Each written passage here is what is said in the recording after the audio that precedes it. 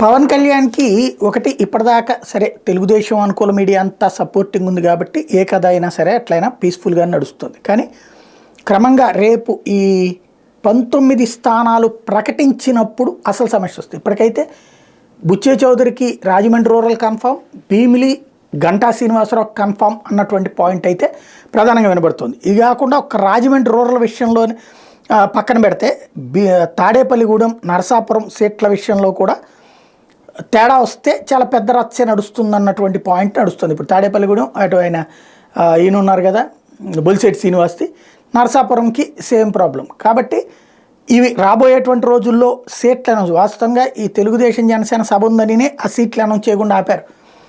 ఇద్దరు కలిసి పనిచేయడం మానేసి, ఇప్పుడు తెలుగుదేశానికి సీట్ అంటే జనసేన వాళ్ళు పనిచేయడం మానేస్తారు, జనసేన వాళ్ళకి సీట్ అంటే తెలుగుదేశం వాళ్ళు పనిచేయడం మానేస్తారని. అప్పటికి కూడా ఇద్దరు తెలుగుదేశం అభ్యర్థి ఇటు పక్కన జనసేన అభ్యర్థి ఎవరి ద్వారా ఎవరి రూట్లో వాళ్ళు వెళ్తున్నారు కానీ కలిసి మూవ్ కావట్లేదు.